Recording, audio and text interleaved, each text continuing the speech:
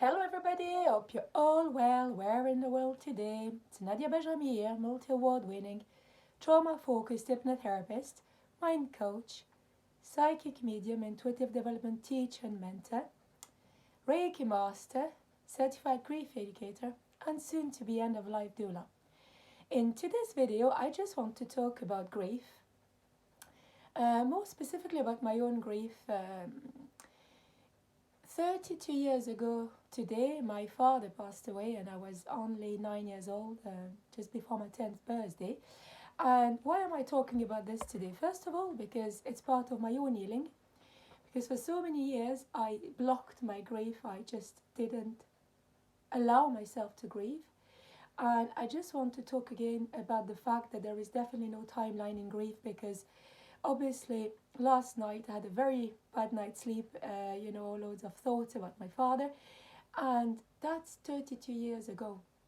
So there is really no timeline, and grief can strike at any time in your life, and we know, we've all heard the same, grief is the price we pay for love. And my father loved me so much. I was everything to him, and I'm very happy and grateful for the family I have, and I was very well looked after my father passed. But the thing is, when my father passed, my life changed, because I was 9 years old. And then, not only the grief brain, but the child brain is not fully formed yet. And I just thought it was maybe my fault, or I did something. And we spent Christmas and New Year in hospital. And for years, I hated celebrating New Year. And people would even wish me Happy New Year, and I just couldn't reply back. And something else as well. Just to explain how grief works, it's different for everybody, but there's so many different symptoms, if you wish. Like, my father was Albanian, my mother is Serbian, and they moved to France in the early 70s. So I used to speak Albanian with my father. When my father passed away, I blocked the language as well. I just blocked. I couldn't speak. People would talk to me, and I would switch to either Serbian or French. And that was one thing. Another thing was, then I didn't cry. I just, right, Dad is dead. And then I grew up. In my mind, something just switched, and trauma started. The fact that I was on my own, even though I wasn't. So, and then my program until very recently, for decades, was, you're on your own, girl. You have to do everything on your own, because, there's nobody to help you. And also, everybody you love leaves you. That was my program for years. So needless to say that losing my father at such a young age, and then of course losing other people, has definitely affected the way I behave as an adult, but has also affected my romantic relationships, I would say, for sure, because in my mind, I'm not even romantic. My relationships with my pets, like my cat, for example, she means a lot to me, but if she's anything wrong, that's it. My mind goes into a program that, oh, like everybody else, she will die as well. So I had to work on all this.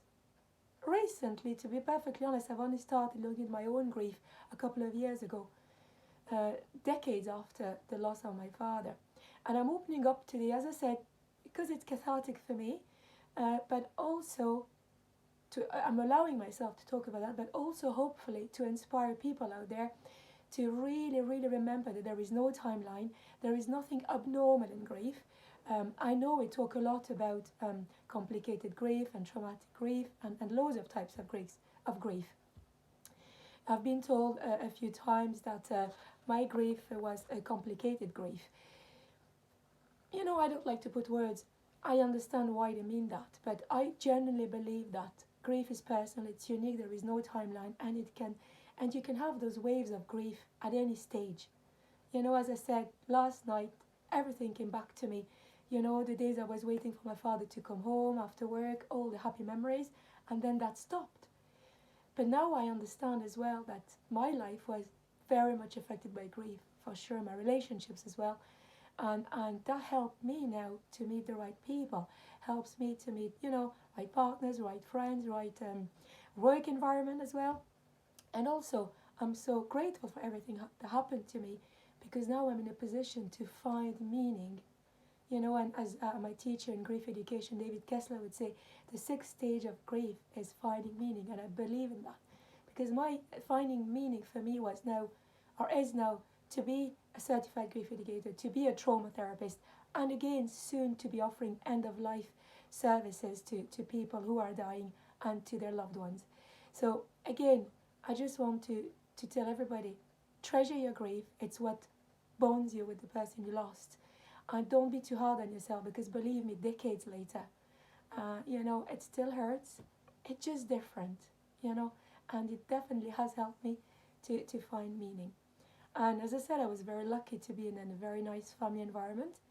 But even with that, my program, I actually created a program that wasn't serving me, that program where you're on your own, girl, you have to do everything on your own.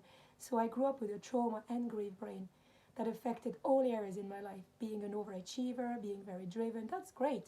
But when it becomes extreme, it not always is that good. So, hopefully that helps you just to be good to yourself, be compassionate with yourself. And as I said, grief is unique. It strikes out of nowhere and it doesn't go away. And to be perfectly honest, I don't want my grief to go away, because this is the memory I treasure from my dad, and then obviously other people lost. But today I want to talk about his passing, honor his memory. As I said, in the early hours of the 22nd of January 1992, he passed away in hospital, and that's the day my life changed.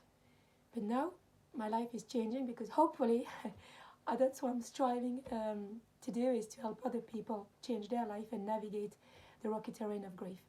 Thanks everybody for listening to this video, and if you found it interesting, subscribe to my social medias, my YouTube channel, and get in touch if you want to chat.